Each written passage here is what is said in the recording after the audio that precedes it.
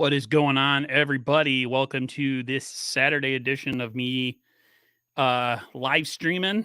I don't usually have a set plan, but I have a special guest that I really wanted to bring on. You guys already know who he is. He's like the Jerry Rice or the Michael Jordan of the YouTube game, the GOAT, the one, the only, Rob Schuh. What's going on, Rob?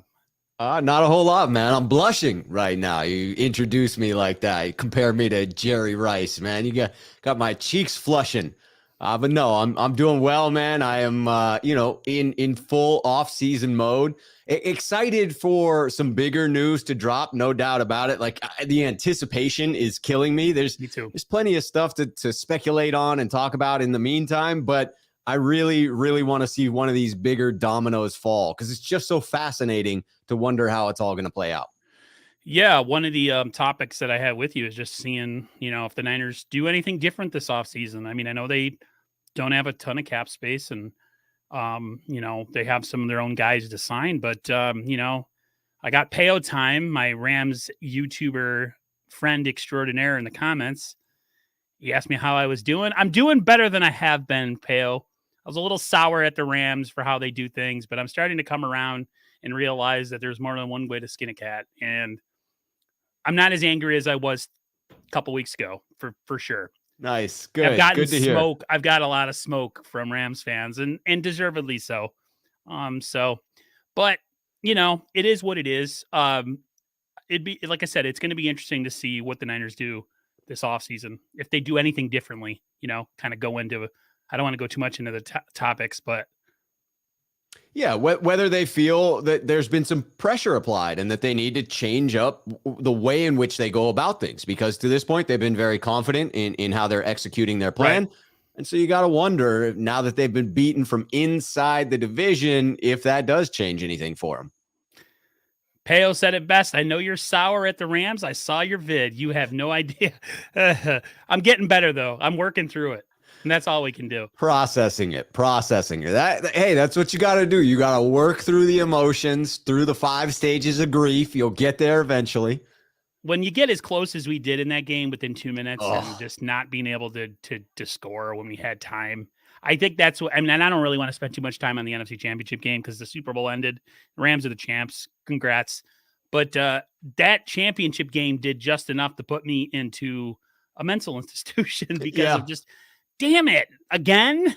We're doing this to me again? Heartbreak. My nephew knows nothing of the championships because he was born in 95, the summer of 95. So he hears me talk about everything. He's like, yeah, that's great. That was in the past. I haven't experienced yet. So I'm trying not to depress him anymore by talking about that.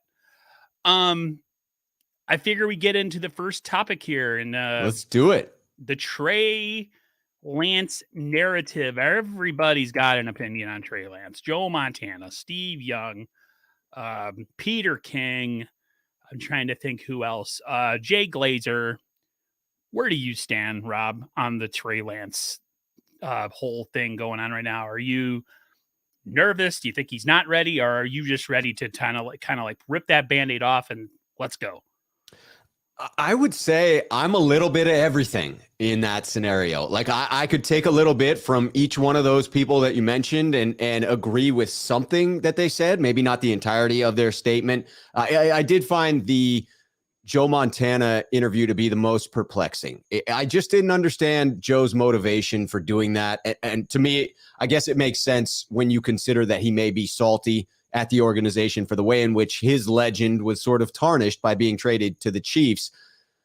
But I just didn't understand, why he felt he needed to say something like that, in particular, referencing players from the locker room. It's one thing to give your own opinion. It's another to make it feel like you got some inside sources and throw the young gentleman underneath the bus. I'm nervous, I'm excited, and I'm ready to rip the Band-Aid off. I am all of those things at once. I see enough promise in Trey Lance that I'm not terribly nervous. The skill set is there. The arm talent, the smarts, and the grind, the work effort is all there, the work ethic. Those 3 things give me faith that even though we're talking about someone who has only had 19 starts since high school and someone that was considered to be a safety prospect, going into college, and that's why he had to attend North Dakota State. There's definitely inexperience there. But again, the trifecta of talent and positive traits that Trey has within him, to me, provides some comfort.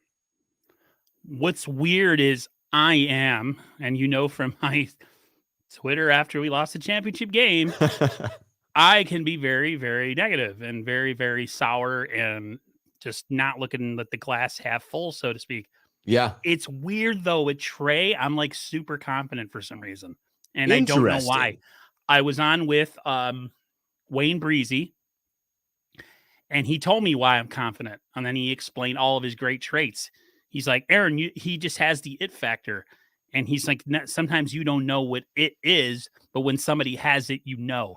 And I Yes. and I honestly can say that I do believe that in some ways. Is he super inexperienced and raw still? Yeah. Does he need as much work as he can get in the offseason with a guy like John Beck? Absolutely. But there's just something, I don't know. I don't know if it's his personality. Uh, Not that I want a super laid back quarterback all the time. I want someone that's going to rip into somebody once in a while. Yes. But I don't know. His vibe just gives me good feelings. Uh, there was a comparison that I saw on a YouTube. It might have been a stream. Might have been Grant. Somebody where they talked about the differences between him and Kaepernick. And one of the Mm. reasons is that Kaepernick thought he had reached a point where he didn't need to grow. And when you talk to Trey, Trey's all about growth.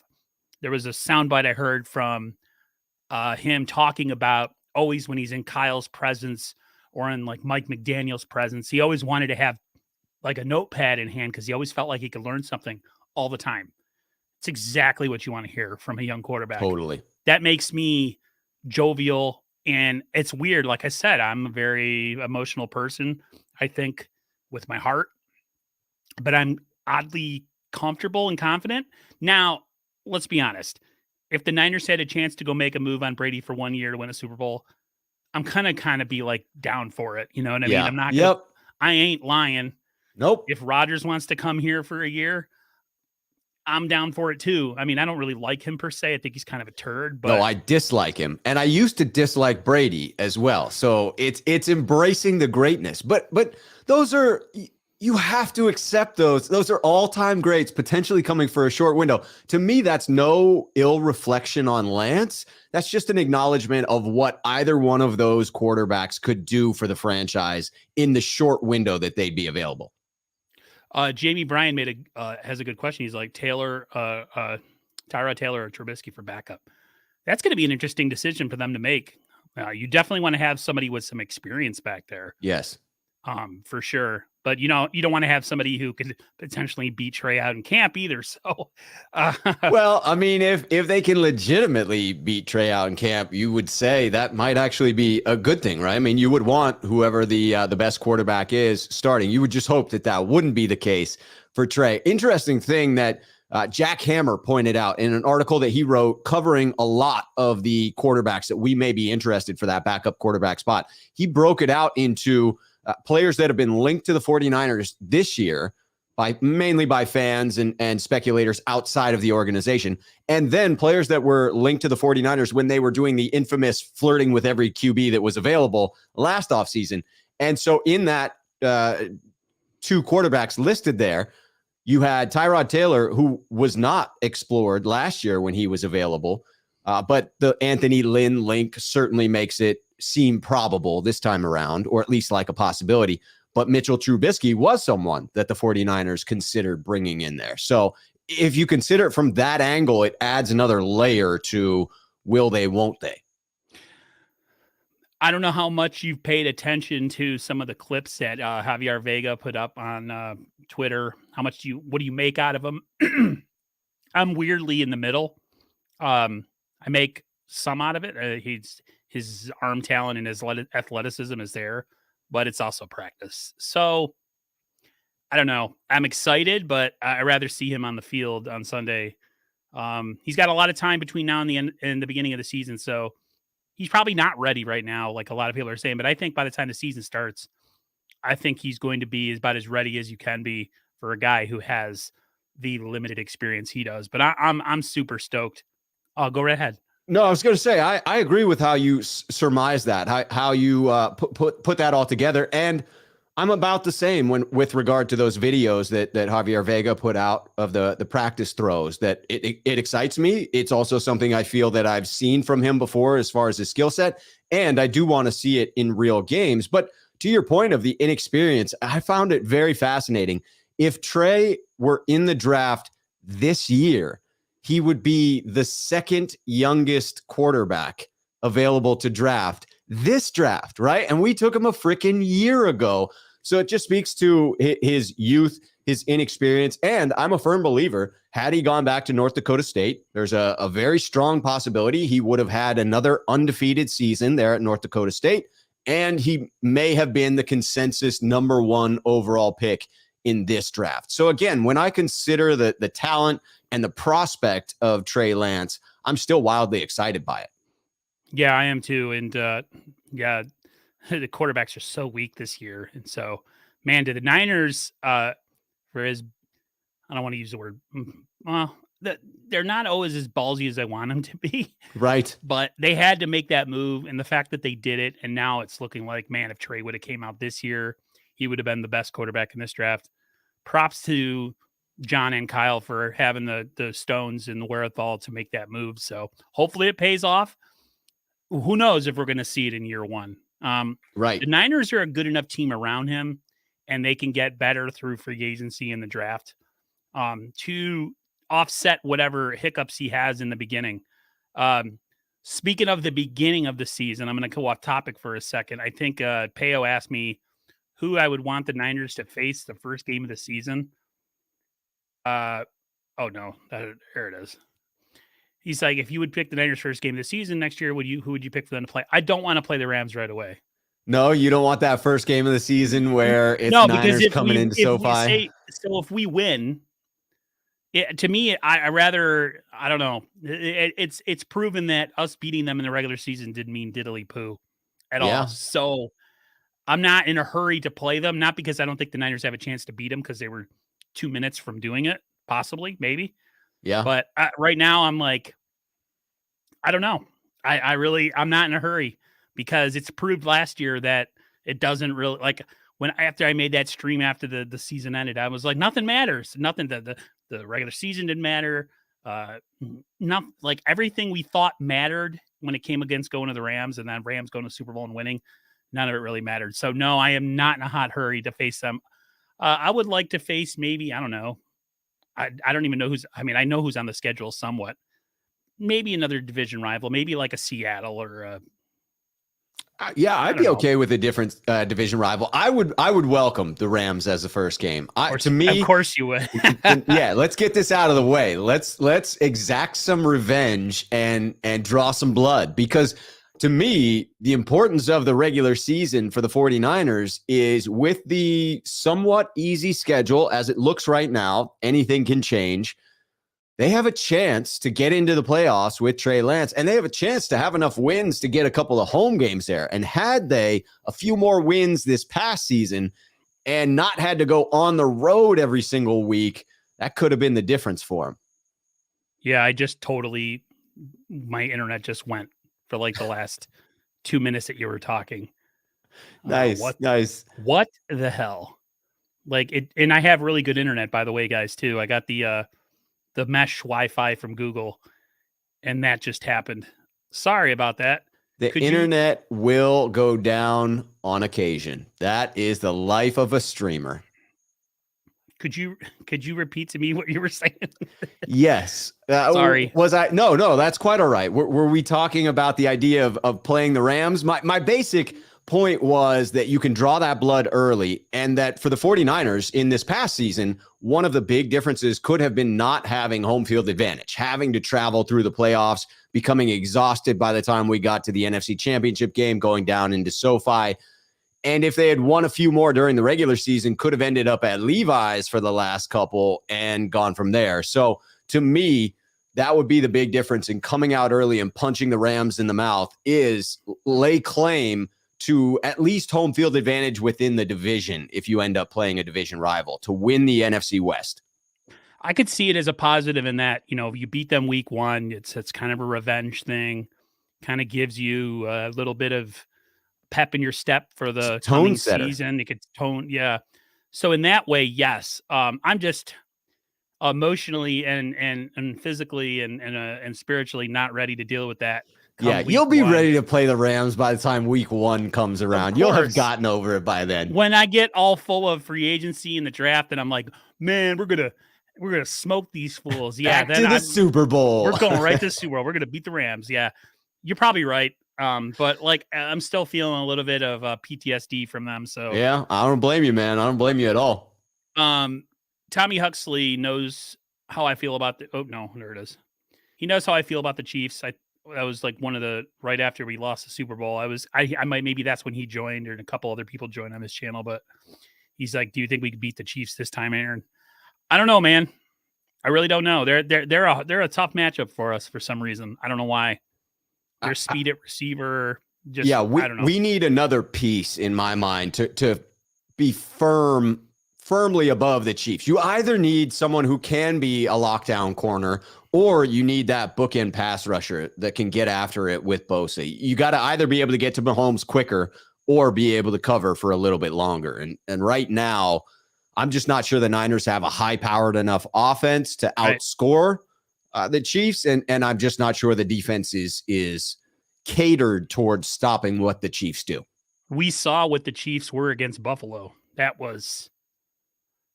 mean, that's That what was it takes. crazy. That's what it takes to beat them, man. Like it's insane. I think what the Bengals did was kind of not the norm. How the Chiefs got shut down in the second half and the Bengals came back. But yeah, thinking of the Chiefs, I think the Niners. If the Niners say they drafted, I don't know, some receiver that was just like 4.3 speed, 6'3". There's that big guy coming out. I think his name is Watson that everybody's talking about. Right? There's got to be someone who's got to turn the tide, or someone that has to add something to the 49ers that they don't already have, that like where the Niners have the ability to answer score for score. Because when I look at the way the Niners are built, they're a run first team, kind of front runner type of team. Just the way that they're built, they're good. They're good when they got a lead and they can sit on and just punish you. I don't see them as a team that can score 45 points at will against a team like the Chiefs. So No. Although you could wonder, it's fair to wonder whether Trey Lance is that guy, because he could could be. transform the offense. I think we should be very clear about that idea that it's unknown at this point, right? Certainly it's speculation, but he really could transform this offense. We know that Kyle Shanahan's offense can put up crazy numbers like it did in Atlanta in 2016. I think we have the skill players necessary to put up those numbers. Debo, Ayuk, Kittle, Elijah Mitchell, if we sign back a Raheem Mostert or add another complimentary back who can have an 800-yard season. I think that we've got the weapons to get it done. It just hinges on the quarterback position in my mind. It really does. Because say what you want, I've said enough about Jimmy Garoppolo. I just felt the Niners had a ceiling with him, a glass ceiling that they couldn't break through, and Trey has the potential to break through that glass ceiling because he just offers things that Jimmy just can't do. That's a fact. Mobility, uh, arm strength, the deep ball. I mean, there is parts of the 49ers offense that they just didn't even like. Jimmy wouldn't even explore certain plays. And a lot of people think that uh, a lot of people didn't think Brandon Ayuk, his issues in the early part of the season. Some people seem to think it might have been him having an issue with Jimmy Garoppolo and maybe showing him up, because I mean, you watch some games sometimes when Jimmy would miss him, or Jimmy it just his inability to get the ball to Ayuk in areas where Ayuk could have made plays, and Ayuk would kind of do the temper tantrum, stomp the feet, throw the Yeah, arms I up. did see a So couple of those demonstrative exhibitions of frustration. a lot of people say, some people say, and it's not fact, it's just speculation, that maybe that was what his issue was, and that him and Jimmy didn't have the greatest relationship. I don't know. I know you caught that Instagram response when he said, "Throw the deep ball, please," and it's like he was captioned underneath a video of Jimmy throwing the deep ball. people are saying, oh, he's talking about Jimmy, he's throwing Jimmy under the bus. He may very well be. So it's going to be interesting to see what kind of offense change, like you said, with Trey we might have. Who knows? Maybe we are that team that can put up 45 points and run people out of the gym. If that was the case, that'd be sweet. I'm not going to lie. Absolutely. The impression I got from the Brandon Ayuk situation, just my observation of it, was that it was more friction with the coaching staff than it was Jimmy Garoppolo. But certainly there was other evidence available that you could interpret in the way of believing that there could be some friction between he and Jimmy. And certainly you could believe, given the offseason workouts with Trey Lance, you could believe that maybe he was one of the players that would have preferred a shift to Trey Lance because it may have offered him a skill set that was more complementary to his own. Somebody here, Jamie Bryant, said something. He says, we need a downfield receiver to complement Debo. I think Ayuk is that receiver. I think he is, but I agree we need a speed guy. We need a Travis Benjamin who's not Travis Benjamin. We need, we need a younger Travis Benjamin. But him, him, that kind of guy. Yeah, speed guy. What I want to draft is a damn return specialist who is also a speed guy. Can we please invest in special teams some beyond just the kickers, right? We have wasted a high draft, not wasted. We have spent a high draft pick on a punter. We have paid an exorbitant amount for an aging kicker, and yet we seem to refuse to invest in a high-quality gunner or a high-quality return man. And it showed this past season. To me, it is a value pick in the draft. You can easily find somebody in the 6th or 7th round. The Niners have 3 compensatory 7th rounders that are predicted to hit for losing free agents last year. I mean, you could take a couple of swings at the plate, right? Get somebody in there that's a good returner. And it doesn't have to be a guy who's all around. It could just be a guy that's really good at one thing, and that's returning kicks. They have like 22 open spots on the roster. You're telling me that you can't make one of those devoted to a guy who's going to return kicks? Cheap body. They need special teams has to be something of importance. In a way, I'm glad Hightower's not here and they didn't really have to fire him. Yeah. It's just, man, how many times did it come up to bite us in the rear end last year of special teams? It was just. I think at least 3 games were lost. Seattle, you could argue the Green Bay game, I believe, and there was one other where it was pretty prevalent. I know something happened against the Bengals too. Yes. I'm not exactly sure what that was. And then of course, you had the in the Cowboys game in the playoffs, the everybody's on the same page, but Josh Norman, and it's just like, that's a coaching problem right there. You would think so. It's a communication issue for sure. Definitely. As we transition into the next topic, speaking of quarterback, there's a lot of talk about Jimmy and his value. Some teams have been brought up: the Eagles, Commanders, the Colts. I'm making sure I say Commanders and not Redskins because I've been doing it a lot. Yep. I'm going to ask you this again. I asked you this probably 3-4 weeks ago. Little internet issue. Gonna wait and see if it comes back. Can you guys still hear me in the comments? Or am I frozen as well? Could be my internet. No, it's definitely mine on my side. It's yours. Yeah. Cool. Well, you're back now. What were you saying? I was just asking you, are you still against the notion that a first round pick is out of the realm of possibilities for Jimmy Garoppolo, or has your mind changed? I don't know that I'm so firm on it that I would say it's out of the realm of possibilities. My thought is that if you're just doing a straight up trade for Jimmy Garoppolo, if you're not getting creative and incorporating conditional picks, or if you're not including players in the trade, then I still believe that even with a little bidding war, the best the Niners get out of it is an earlier 2nd round pick. I just can't see a scenario where a team is willing to give up that 1st rounder for Jimmy.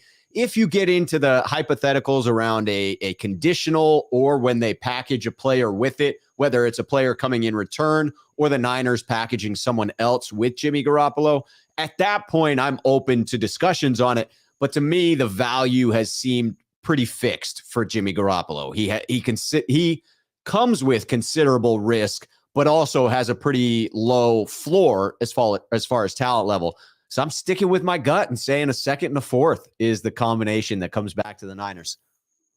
Yep. I keep freezing. I don't know if I should back out of here and come back in. Yeah, supposedly I've been good throughout it. So if you want to back out, I'll continue to entertain the people. Okay. I will make do while you're gone. Let me back out of here real quick. I'll be right back, guys. I am sorry. Ladies and gentlemen, it's about to be the Schuh Show. Here we are. Finally, all of the glory is on me. The spotlight has hit Rob. Let's talk about who we are bringing in free agency. If it were up to me, no, I'm just kidding. What do you guys want to talk about? What's on your mind? What are you going through at this particular juncture? What are you having for dinner tonight? What's on the menu? Spy Nick Danger. Go Niners. Yes, indeed. Go Niners. Hey, this is going to be a good freaking season coming up for the Niners. There's so much hope right now. Yes, I get that we are all recovering from heartache, from loss, from a very painful exit in the playoffs. But let's remember to be grateful for the fact that at 3-5, we didn't think we were going to be there. And so to me, that was all gravy. It was painful gravy. It was gravy that caused a freaking heart attack, but it still was a positive. And now we have all this fresh excitement. We have Tommy Huxley just saying hello to his fellow bald friend. Hello, Tommy Huxley. It's a pleasure to see you, sir. Niner Faithful says, let's talk free agency.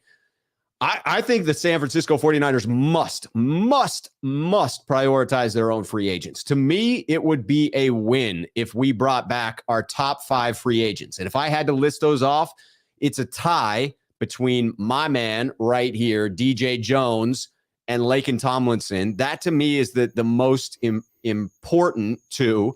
But then I've got Jaquiski Tart is in there. Raheem Mostert is in there. And then who would be my 5th priority re-signing for the Niners? You're back. I'll continue to think about what that 5th one. We were covering some free agency. And I asked people what food they might be having for dinner. And Niner Faithful's having Chinese food tonight. I had some old-fashioned Italian bread with some oil and oregano and some sprinkled cheese on it. Something they did in the old country when they were poor.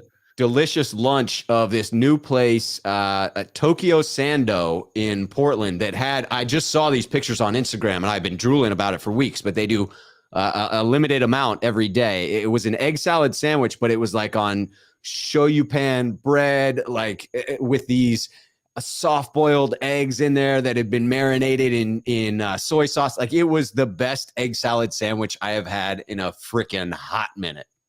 Wow. That sounds good. It's funny, Rob. Uh-oh. We still got glitch. We'll give it a minute. We will. The internet in New York is currently not cooperating. It has nothing to do with the quality of the connection. Oh, you're back. I can see you moving. Yeah, it keeps happening. It's funny. I backed all the way out and even turned off my computer. Or like went all the way back to the drawing board here. Did the full IT. Have you tried restarting it? That's always the first suggestion you get from IT. I mean, I could restart it and come back again. This is ridiculous. Up to you. I'm fine battling through the internet outage. Either way, I will continue to interact with the fans if you want to take the hard restart. All right, guys. I'll be right back again. I apologize. I got to get this right. Keep your questions coming in the comments. I'm going to go through one by one. We've got Spy Nick Danger doing the good deed. Hit the like button. Spy Nick Danger says, yes, it's critical. I know this is Aaron's channel, but I'm going to say this for him that this is the off season, right? There are fewer eyes on every video, but every time you interact with a video, and this is true for whatever content creator you're supporting, Every time that you like a video, subscribe, comment in the comment section, all those things trigger the YouTube algorithm. So Spy Nick Danger is doing the nice deed of getting those likes up so that the video gets amplified. Danny Albright says, how long have you been a Niner fan, Rob? Danny, I have been a Niner fan since the mid 80s, right around 86, 87. We moved from Massachusetts, just outside of Boston, when I was a wee lad, to Palo Alto, California. And we started going to 49ers games. My dad started getting tickets to Candlestick from a dude that he worked with at his software company, started taking my brother and I, and man, just instantly fell in love with Joe Montana, Ronnie Lott. I mean, how do you not? When you go to those games in the 80s, a winning team, I was spoiled. Absolutely spoiled. CJ Gray was close. He said 85. Yeah, 86, right around there. It was on the fringe right there. Spy Nick Danger just supporting the Niners. Let's build a team to get number 6. Amen to that. CJ Gray with the advice of restarting the router. That's the hard restart. That's like step 2, step 3. I like that. That's a quality suggestion there. CU Smitty 209er from the Stockton area code. I spent many years in Stockton, California, attended University of the Pacific.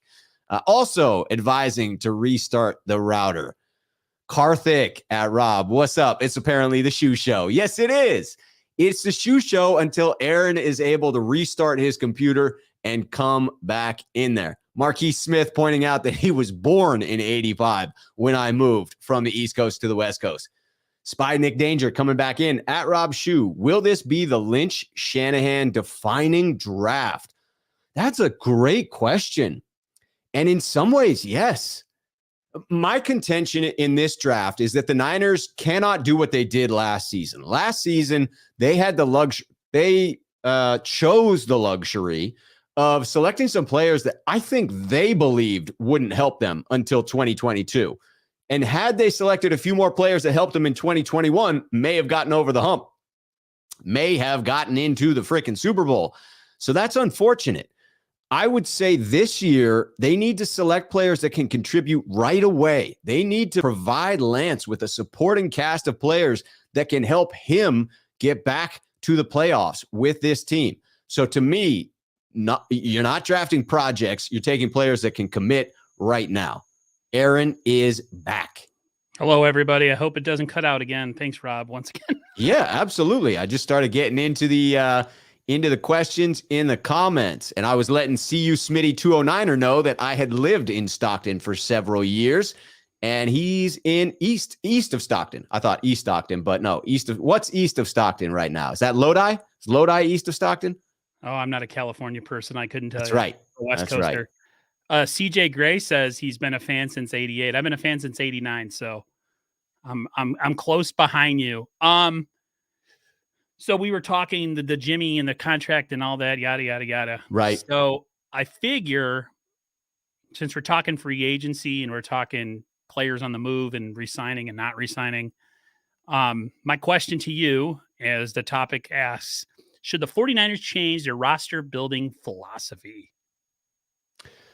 So I think this is in response, I'm guessing there, to the way in which the Rams have been so aggressive and the fact that the Rams have shown success with that aggressive model, right?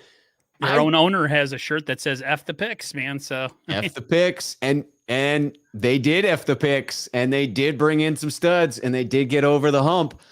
I enjoy the way in which the 49ers have gone about this. I do believe that the 49ers have a solid team building philosophy, and that their team building philosophy is one that should produce long-term success. So I'm behind that. I do think that the Rams will come to a crossroads in the near future, but their window was open long enough to get a Super Bowl, and their window will remain open enough for the next 2 years to be contenders at making a repeat at another Super Bowl. So it's tough to fault what they did. I certainly don't fault what the 49ers have done. What I will say is I'm prepared now that we have Lance in place, assuming we don't do anything strange as far as acquiring a veteran quarterback.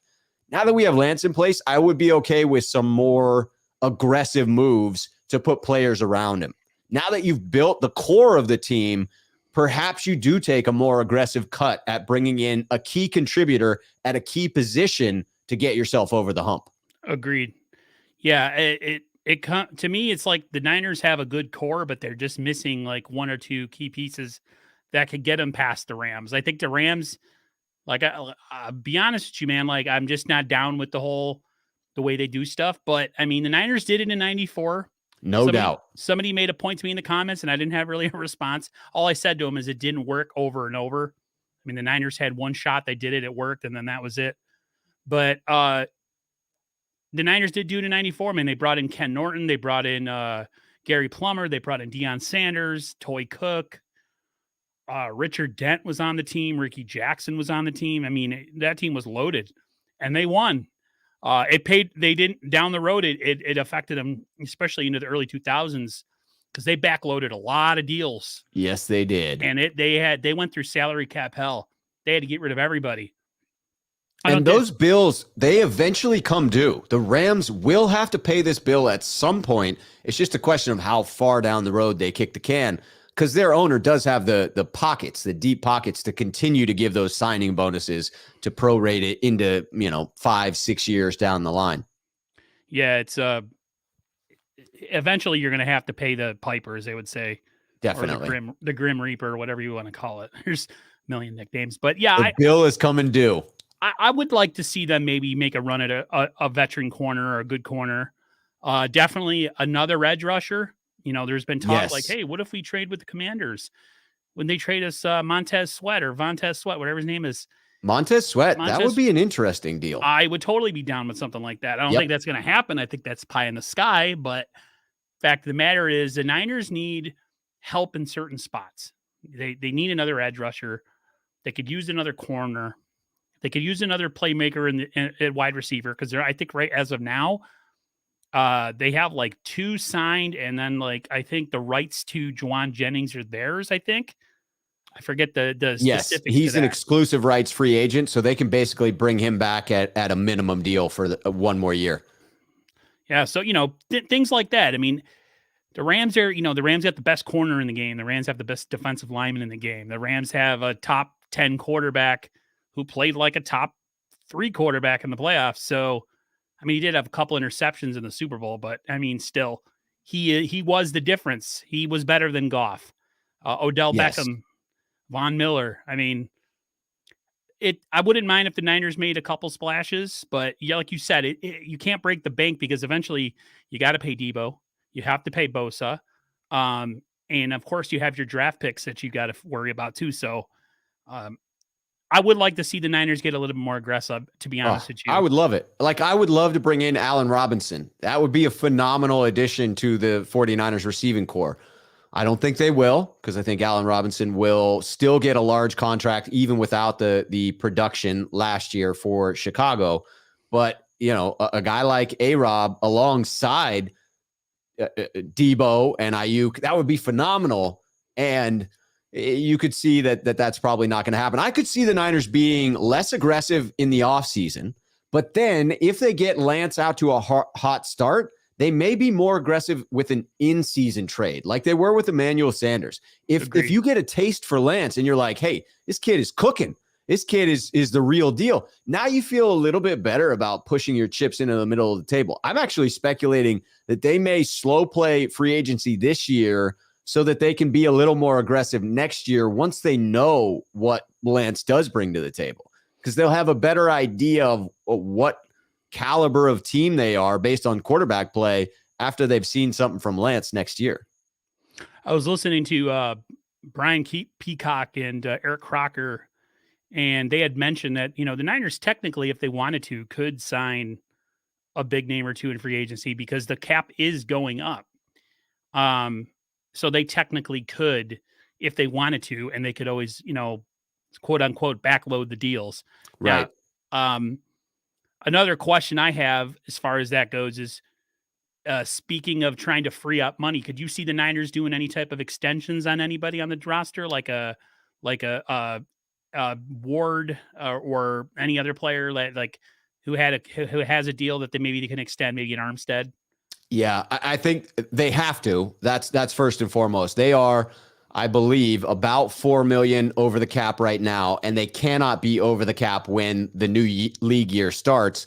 And I believe that the order of operations is they need to actually be under the cap Yes. before that and before trading Jimmy. So it's not like they can just say, well, we're going to be under the cap as soon as Jimmy's deal goes through. No, they'll have to do a re-sign with somebody to get under the cap before the deadline, and then the deadline hits, and then they trade Jimmy. I believe it'll be Eric Armstead's contract that gets targeted.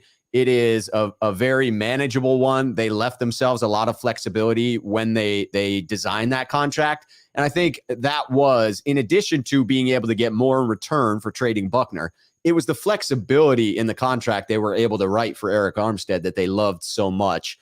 And I think they'll make use of that. Jimmy Ward also is another prime candidate. I think there are 4 primary contracts that they could target. I don't, off the top of my head, remember what the other 2 are. I do think Armstead and Ward are the 2 most likely of the 4 big contracts that could be changed, extended. I would target Armstead first and then Ward second if it were up to me. Yeah, I mean, they need to free up some money. That's the fact of the matter. I don't know. I don't know if it was an Instagram post or a Twitter post where somebody tagged or put Ward in a thing where it asked if someone would be willing to take an extension and to free up cap space, and Ward said something along the lines of like, I'm here for you or something, Lynch or something. I don't know. I should have picked it up and put it and uploaded it on here, but it was something that was kind of, I don't know if it was real. I tend to think that it might not be. Yeah, it's just photoshopped. Yeah, somebody might have photoshopped it, but I don't know. I'd have to take a look at. I don't follow him on social media. I don't follow. He does talk a lot on Instagram. He does. Yeah, I have seen Jimmy go off on Instagram. I have Jaquaski Tard on Instagram. He's always very well dressed. He always looks very happy. So I'm glad for him. He's a good dude. I hope we bring him back. Me too. My brother is a Dolphins fan. You know that. So we were talking about, because it has to do with free agents. I was like, so who of the Niners 3 guys would you most likely want on your team? And I was like, blah, blah, blah, blah, blah, blah, or DJ Jones. He's like, DJ Jones.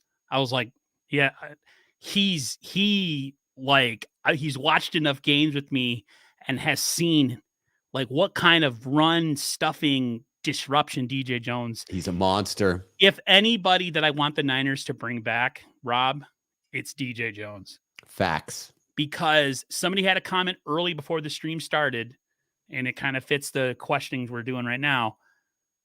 Laken Tomlinson, would you be surprised if he walked and the Niners moved Aaron Banks over to his natural position?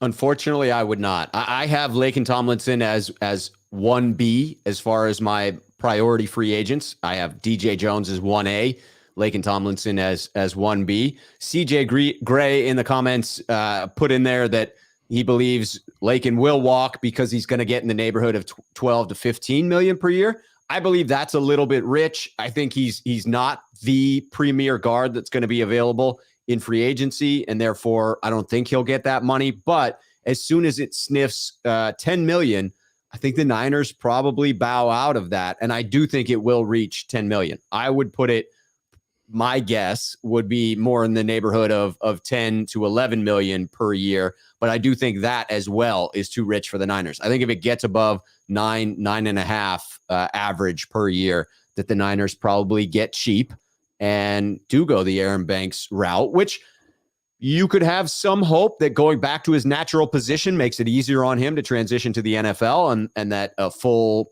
off season to work with the team, a full year of being in an NFL weight room could allow him to add the girth that he may need in order to be the stout pass blocker that he had sort of looked like he was going to be when we drafted him in the second.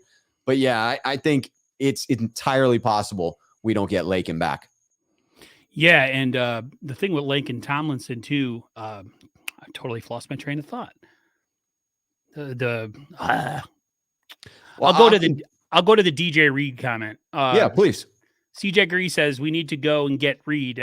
That's been a popular sentiment with 49er fans and a lot of the live streams I watch, is that DJ Reed, the Niners can do right what they did wrong the last time, and bring him back. I mean, because slot corner is definitely a need on this team. I really think they need to move on from K1. I think K1's a little long in the tooth. I think he's a little injury prone. And I just in coverage, what he brings to you in the ability to blitz and do some other things near the line of scrimmage, I think he lacks on the back end part. And Cooper Kupp's going to make anybody look bad, Yes. but I watching this year, I have the ticket, so of course I watch every game. K1 just doesn't look like he was in 2017 through maybe like 2019. So DJ Reed, absolutely. If the Niners could, I would definitely sign on with that. The point I was going to make before about Laken Tomlinson is the Niners have said that they're not going to renegotiate until they see what his value is on the market. Right. Which always establish that first. Gets you the thinking of the Niners really wanted somebody resigned, they would make the move before free agency starts. So that to me is a telling thing that the Niners, if they see his value is too high on the free agent market, they might say, okay, Aaron Banks, you're moving over to left guard, which I wouldn't be necessarily unhappy with, because I think, moving guys to their natural position or not their natural position in the pros always seems like it has an issue. Like Penei Sewell had an issue with being moved to the opposite tackle. So who knows? Aaron Banks may go to left guard and be one of the best left guards in the NFL, or it could still suck. I don't know. Yeah. So that was what I was trying to get to on Laken.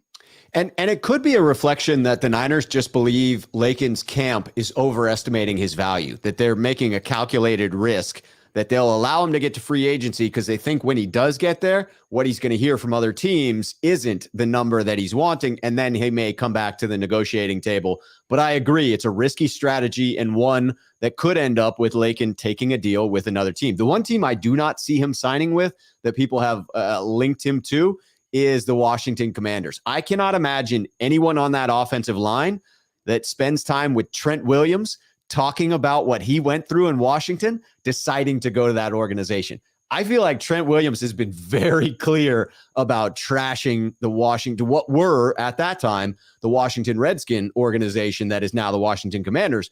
I think that he's got a lot of things to say, and rightfully so, about Adam Snyder and the way in which that organization is run in Washington. And I'd be shocked if Laken ended up there.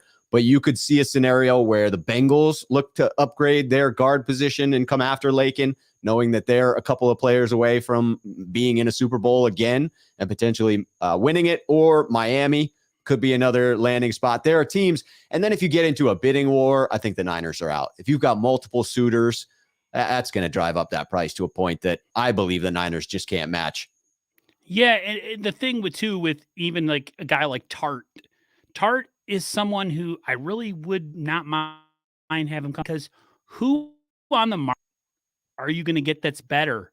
Right. And if he's in the price, like it might be around the same. So if that's the case, why not just keep who you have in house? It'd be interesting. I really hope they keep Jaquiski Tart. Again, my brother watches. He's like, Tart's a pretty good player. He says he's not great, but he's not bad either. I think one thing the Niners that I've liked is the last couple of years, they kept their safeties together, and it's for all the movement and roster overturning that happens in the NFL. The safeties for the 49ers have been pretty cemented for, I don't know, the last 3, 4, 5 years. It's been pretty much the same guys. So yeah, very solid. Some injury issues, certainly more recently with Tart than with Jimmy Ward, but he had a nickname I'm not fond of early on in his career as well, when Jimmy Ward did suffer through some of those injuries. And I just think as of right now, last I had checked, there were 7 safeties that are primed to hit free agency. Now, any number of those could get re-signed by their own team, could get franchise tagged, although that tends to happen sparingly with the safety position. But you could see a market where it's soft for safeties, as it has been in years past. That gives me hope that the Niners will have the option to upgrade or bring Tart back as well. So I think that one to me is less concerning than the guard spot. The guard spot is the one where I think the Niners may get cheap, where they believe that they don't value the interior offensive line as much as the outsides, and aren't willing to pay for the talent there. I just think you got to protect Trey's blind side. It's a guy coming in. You want to solidify that left side of the line. It would be a mistake in my book to get cheap. If you can spend an extra $1 million a year and bring back Tomlinson, I would do it. But just to close out the thought on DJ Reed, I think that's a potential good fit because the Niners love versatile players. He can play outside. He can play nickel. And someone pointed out in the comments, he can return punts, kicks. Yep, so saw that. DJ Reed's an intriguing one to me. Sersky from Real Talk Niner Talk says, I think it's time to make big moves. We have to stop being conservative organization. Yeah, me and Rob have been talking about that. You have to make I want them to be aggressive, but it's got to be within the constraints of how they run their business and how they work contracts and how they like to reward guys. Their money, from what John Lynch said in the end of the year presser, they've already got the contracts for Bosa and Debo kind of figured into the finances for the coming years. So if they do make big moves, I mean, the Niners got to really pay attention to their books.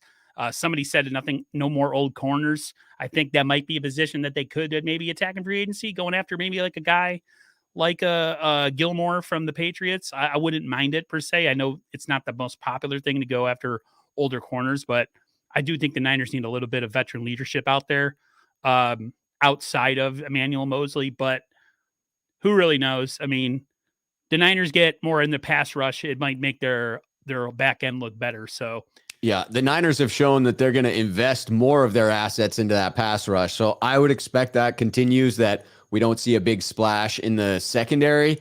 I could see a value pickup in Dante Fowler, who was recently released by the Atlanta Falcons. Totally, I think that would be a phenomenal situation for both the Niners and for Dante Fowler. A 1-year deal, allow him to have a prove-it deal to show that what he did with the Rams 2 years ago wasn't a fluke. You put him on a good defense and don't make him the focal point. He's a great role player. I think he could prove that playing underneath Chris Kosarick. Ellis 10 made a good point, and it kind of falls in line what we're talking about as far as like free agency and what you can and can't do with the contracts you have. Trey Lance will average $8.5 million in the next 3 years. If the Niners are to do anything now that is maybe out of the realm of their normal operation or procedure, these are the years to do it. Because eventually, if Lance is who we think he is, he's going to get paid too. So, no doubt. And probably early, right? You're probably not going to let him get to his 5th-year option. You don't want to get to a stalemate with your quarterback. Much like Patrick Mahomes, you get that deal done early. You would think that the Niners are going to approach Nick Bosa this offseason, may not get a deal done, but will definitely get it done before he enters that 5th year of his rookie deal. And that could be a monumental record, like a what do you call a market shattering deal, upwards of $30 million a year. Yes. Pass rushers do not grow on trees, man. No. And it's then by the time Lance's deal gets done, it'll be $50 million a year. Like, it's just insane how much these deals keep going up. I wish I had any athletic talent whatsoever in my bones. Just one contract would set me for life. So yes, it would. Speaking of contracts, let's talk about a bad contract. Okay. That the Niners have on their books still this year, and they probably are going to have on their books again next year. Yes, they are. The D Ford Albatross. What do you think about that? Is that the worst move of the Lance Shanahan era? Oh, man. There have been some other moves that you could potentially look at as quote unquote bad moves, but none that I think come close to sniffing the D Ford deal, right? You look at Solomon Thomas, selecting him 3rd overall, not a great move, but he was a good player, just not worthy of the 3rd overall pick, and potentially was a poor fit in the way in which the Niners attempted to use him. That in combination with the Reuben Foster selection coming back into the 1st round to take Reuben Foster, if you package those together as one colossal mistake within the 1st round, maybe you're comparing it to D Ford, but the amount of dead money that the Niners have eaten for so few snaps. I mean, people have done the math of how many millions of dollars he has made per snap, and it's it's frightening, right? He didn't play for the 49ers very many snaps. It's hard to imagine him playing any more snaps. The Niners don't gain much by cutting him, so maybe they keep him around, right? It's a wild scenario. I think my answer is yes. That is, to this point, the worst deal that the 49ers within this organization, within the Kyle Shanahan and John Lynch genre, this is the worst. Yeah, I can't argue.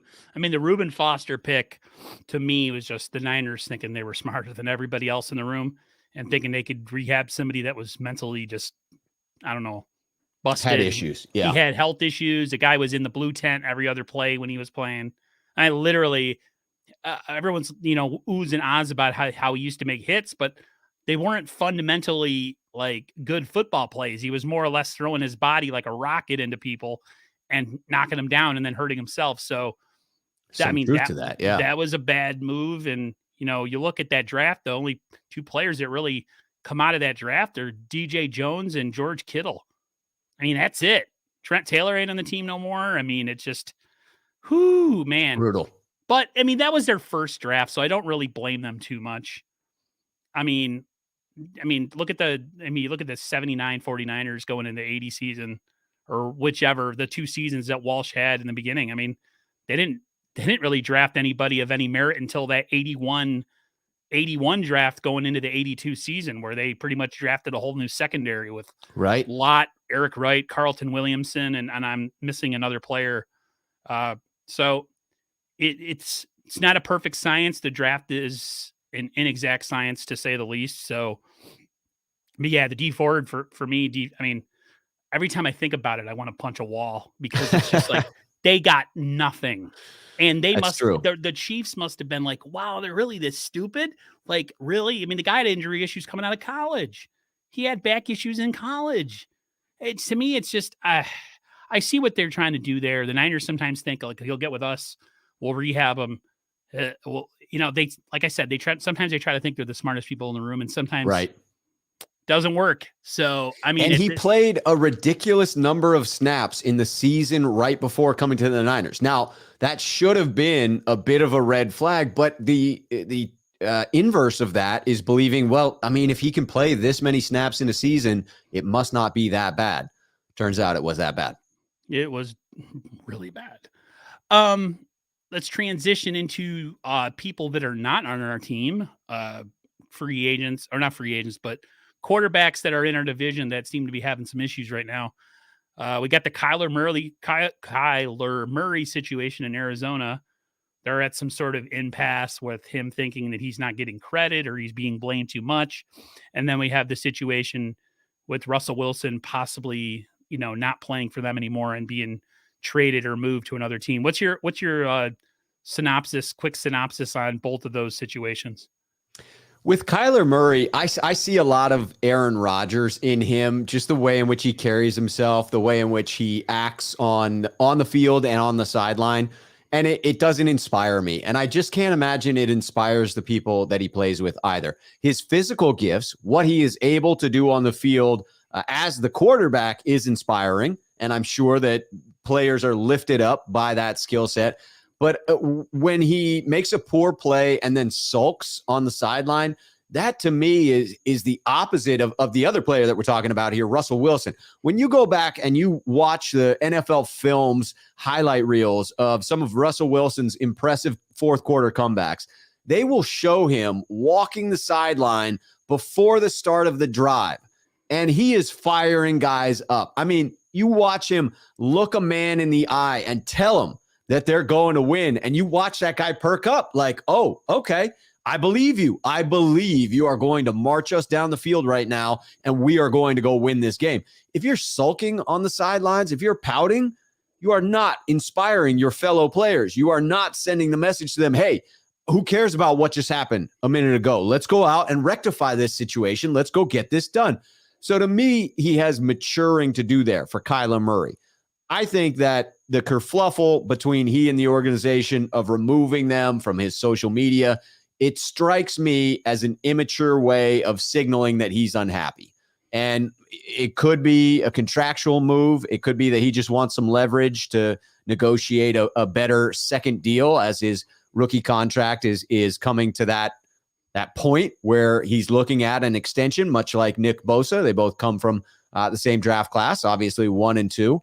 So to me, it's just posturing, but it's immature posturing. And to me, it's unfortunate. It's super unfortunate because I think he's really good. I feel like maybe the league is kind of caught up to him a little bit. That maybe the book is out on how he plays and what he likes to do. Yeah. For some reason, though, when the Niners play him or Russell Wilson, they never have the book on either of those guys for some reason. Yeah, had we played Arizona in the second half of the season, we may have fared a little bit better, man. They really shrunk in that second half of the season, man. My brother called that too. He's like, I feel like they're a sham. He's like, I just feel like they're a sham. And I'm like, no, Jared, they're really good. You don't know what you're talking about. No, he was right. He was totally right. Sometimes I guess because he's an outsider, my brother, his perspective is not clouded with like the 49ers and how everything. Yeah, the emotion of it. Yeah, because I always think with my emotion and not with my brain. And he was right. I mean, the second half of this season, they were horrible. Yes. I mean, just absolutely horrible. I just, hey, it is. Oh, go ahead.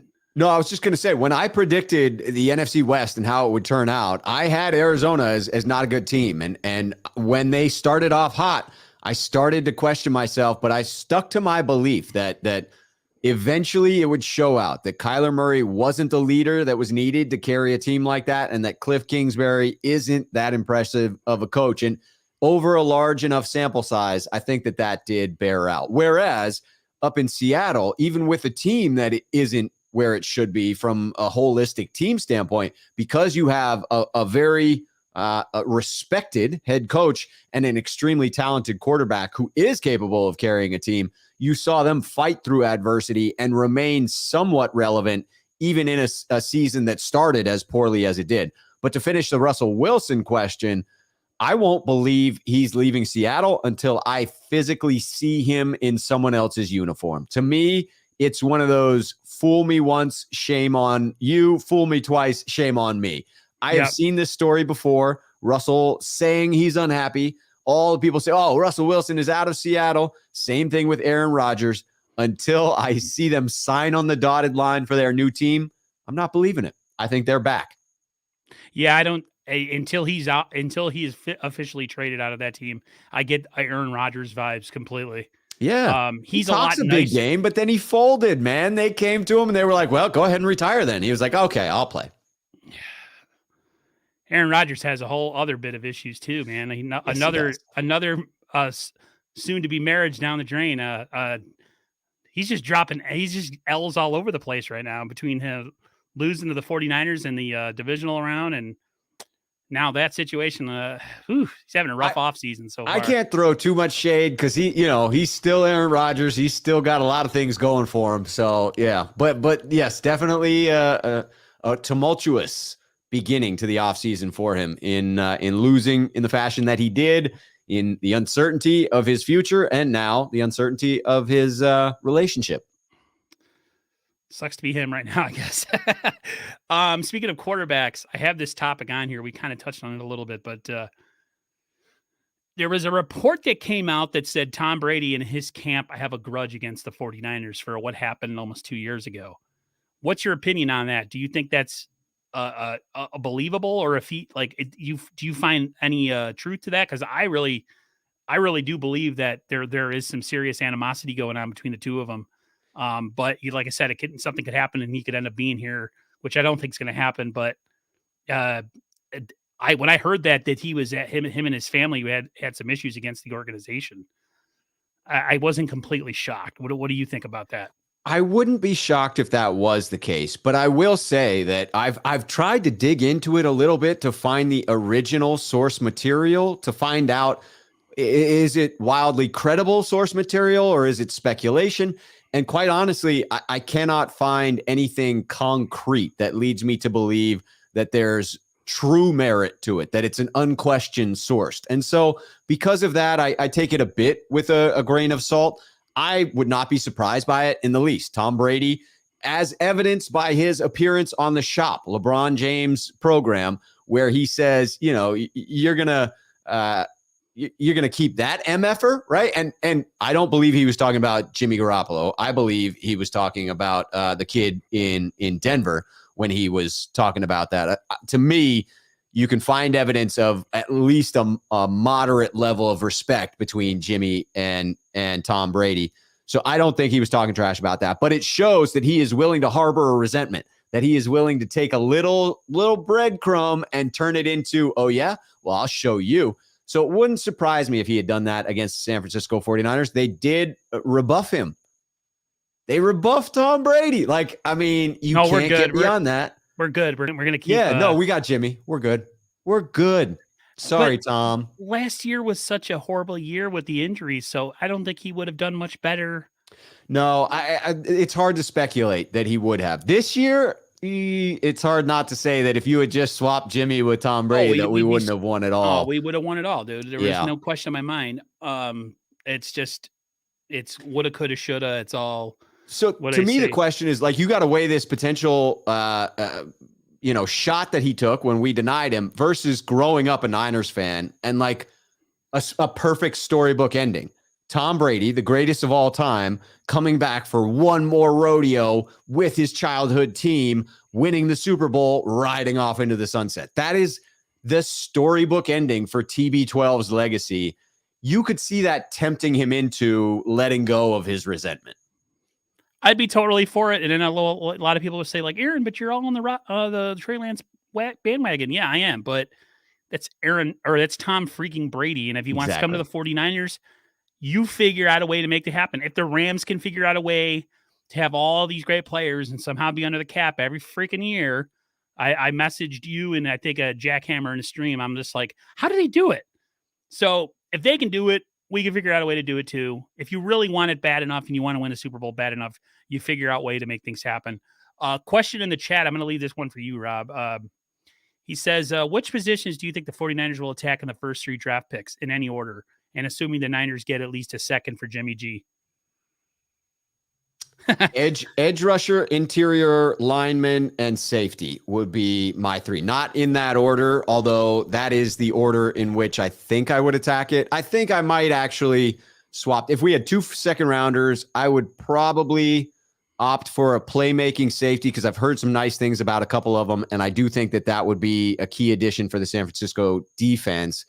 Edge rusher for sure, but if we got Dante Fowler, I would shift that priority. So to me, those are the 3 clear ones, but it's all dependent on what we do in free agency, who we bring back of our own, if we go for any big ticket free agents, which I don't suspect that we will, but we may end up with a couple of moderate level value free agents that change the draft equation. Yeah, and then we have this has been brought up before, CJ Gray, Christian Watson in the 3rd round.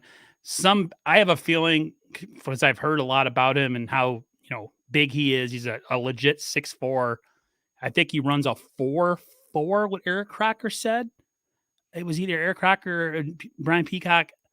Some people seem to think that by the time the draft rolls around, he won't be, like, his value might go up. Yeah, he could be one of those rising stars in the draft. Yeah, because it just sounds too good to be true. Big and fast. The Niners have a lot of smaller, intermediate-sized guys. I mean, they have Juwan Jennings, but Juwan Jennings is kind of a possession, slow. He's definitely slower, yeah. He's really, if you had a guy like that, like a DK Metcalf type receiver, we haven't had that since T.O. That's been that long. Yeah. You kind of had that in Anquan Bolden, but a different type of receiver. He was so physical that he felt bigger bodied than he actually was. But a lot of that was just being able to use his body to box people out. He says Christian Watson runs a 4.38. Damn. Man, if that gets confirmed at the combine, if he runs a 4.38 at the combine, yeah, he'll be gone by the 3rd. Long gone. I'm not going to lie to you. As we get closer to free agency and stuff, and then we start getting some answers, is when I start to, like, right now, I'm like excited. But like, as we hit like March 8th, 10th, when it starts to, that, the worm starts to turn finally, that's when I start to, even if we don't make big moves, if I know that we're going to have this guy come back and this guy come back and we get a pick for Jimmy and this, and then it's like, that's when the juices get going with the draft Yeah, and it everything. starts to get real. Right now, it's a lot of, mise en place, just moving stuff around and talking. But as you get closer to that situation, I'm definitely looking forward to it. Somebody said Juwan Jennings is like a Keyshawn Johnson. Yeah, I get that kind of vibe. DK Metcalf ran a 4.33. That's just stupid. Yeah, he's a freak That's for sure. Stupid. Let's see here. Some coaching news that went around, what has been going on with the 49ers. Niners have lost a lot of guys. Looks like they're losing their senior defensive assistant and run game specialist, James Bechter. He's expected to be the Bengals linebacker coach per Ian Rappaport. Some people on Twitter that are Niners fans, I don't know who it was, made like the, assumption, hey, maybe we should make a move for a guy like Ken Norton to shore up the linebacking core. What do you think about the move of him moving on? And would you be okay with the move, say, like Ken Norton coming and being the linebackers coach? Or do you think the Niners are going to do a within type situation? They're certainly the type of team that it is shown to have promoted from within many times. So that would not shock me. It also would not shock me if they brought someone back like a Ken Norton Jr., someone who's been a defensive coordinator, to bring in that type of a veteran coach on the staff of still a young defensive coordinator in D'Amico Ryans. There would be value to that. And that's the loss is Bechter was brought in specifically because he had coaching chops and could serve as an assistant for D'Amico in his first year as defensive coordinator. So it was sort of, you could say it was within the plan for him to be here short term and then move on, because it was intended to be sort of a crutch, an assist for D'Amico Ryans. And then D'Amico proved himself to be capable, wildly capable, over this last season. So he doesn't really need that assistance. I would love to bring in a veteran coach like Ken Norton because of the ties to the 90s teams. I was wildly disappointed to watch him on the sidelines in Seattle. It just didn't feel right. Me too. But they almost had him a couple of years ago too, and he flip-flopped. Right. Gave the Niners the old see ya, not see ya. Yes, he did. Got a better opportunity. Can't necessarily fault him for that. I fault him for it being the Seahawks that he chose, but can't fault him for taking the better opportunity. I wouldn't be shocked if it were him, but I also would not be shocked if it was a promotion from within, because the 49ers have done that quite a bit. And it could be a position that Kyle Shanahan likes to bring in coaches that will eventually be on the offensive side of the ball and start them on the defensive side of the ball. So don't be shocked if there's somebody who's currently a defensive quality control or something like that gets moved up to that linebacker coach position with the intention of then coming over to the offensive side of the ball at some point as well. Kyle Shanahan seems to want his offensive coaches to be able to dissect a defense and attack its weaknesses, as opposed to just scheming a beautiful offense. Like, specifically understand the defense, understand where you're attacking it, and then design your offense to do just that. Wasn't Kyle a defensive coach in the beginning? He started out, yeah. I think with Cleveland at some point he was, right? Yeah, I don't know if I say it can't be Washington, because by that time, could have been Tampa. One point I wanted you make about when you were saying that, Trent Williams is not, against sharing his opinions with the Redskins. Kyle's not too shy either about dropping some bombs about the Redskins either. Remember the year, I forgot, with the Trent Williams move, and he said some things that weren't super flattering. That was on my mind earlier, and I forgot it when you were talking about, Trent's, like, if you want to ask anybody about going to the Commanders, like, why would you even go there? Well, Kyle wasn't too shy about his feelings either. So, nope, it's a pretty sloppy organization. That is for sure. Jeffrey Bond says Niners thought don't get me started on Giovanni Carmazzi and Jimmy G gave him a better chance to win than Tom Brady. I don't know what to tell you, man. The Niners, I'm speechless. One of the other moves in the coaching ranks was, I think, Leonard Hankerson? It is Leonard Hankerson. Ex-NFL wide receiver. He was now the Niners' new wide receiver coach, taking over for Wes Welker. Wes Welker. I saw on Twitter that you had called it on someone's show. I think it was Grant's show, that you and Grant like both kind of zeroed in on Hankerson, and then it actually happened. How proud of self are you that you were able to call that one out? Not very proud, because it was through reading other articles that suggested Hankerson as a potential possibility, right? And it was just in doing that research that I agreed with the assumptions of the various beat reporters that had suggested one of the potential candidates for that spot was Hankerson. It seemed to make too much sense that he would have needed to have a bad interview or something like that in order to not get the position. He was drafted by the Shanahans, I believe, to the Washington Redskins. And by the way, I did just confirm that even going all the way back to Kyle's first role with Tampa Bay, they were all offensive. So he doesn't have that background. I think at some point he may have delved into defenses, but all of his career has been offensive. But Leonard Hankerson did start out on the defensive side, but was a wide receiver in the league and was brought up underneath Shanahan. So he had sort of everything that you could look for. The experience at the position comes from the Shanahan coaching tree and has been brought up through the ranks of the Niners organization. So it made sense to me. It seems like a good fit.